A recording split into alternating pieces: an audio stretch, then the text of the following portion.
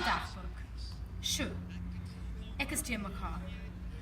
Luister ek na my kop of hart, vriendskapgevoelens, verhoudinggevoelens, broederlike gevoelens. Ek het nog nooit 'n kerel gehad nie. Dit is die eerste seun waaroor ek gevoelens het. Elke keer as ek hom sien, klop my hart baie vinnig. Soms voel ek dat dit uit my liggaam gaan spring. Ek dink dat ek is so deur mekaar omdat ek het nie met my susser oor al hierdie probleem gepraat het nie. Ek dink Estelle sal die antwoord hê. Sy praat elke dag oor 'n seun met 'n mooi gesig en 'n gespierde liggaam. Ag, whatever, chat later.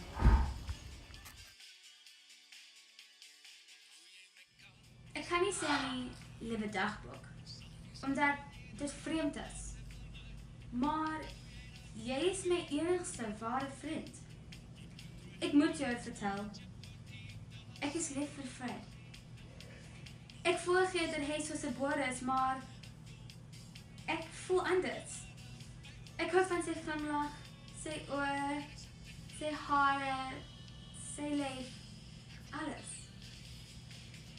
Ek kan nie my susters vertel nie, omdat ek dink dat Fred lief vir Estelle is. Estelle, omdat hulle na die matriek afskeid gegaan het. Ek dink dat Cora lief vir Fred is, omdat ek haar oorsien, wanneer sy na hom kyk.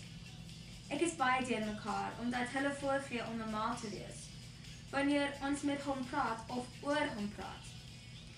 Ek wil my susters vertel, maar hulle sal na my lag, en ek haat my susters daarvoor.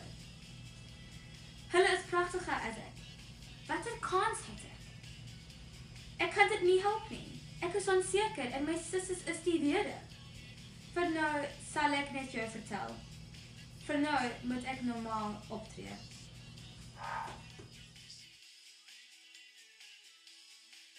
Fred, waar begin ek? Ek dink hy is al dat hy so hoog en magtig is. Ek ooit het dit bewys.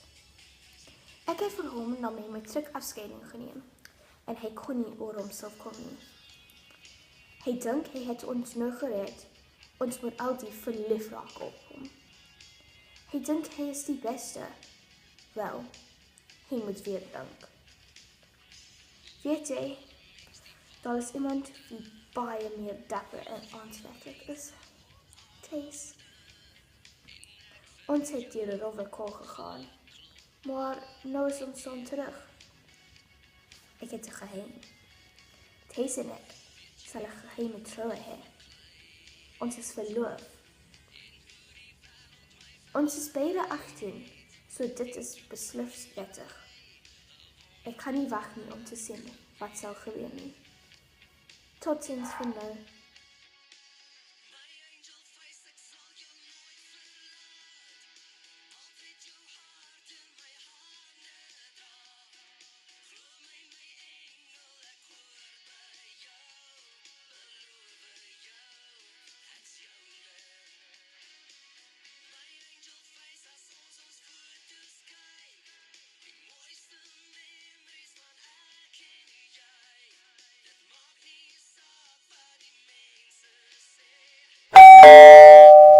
Dis Fred.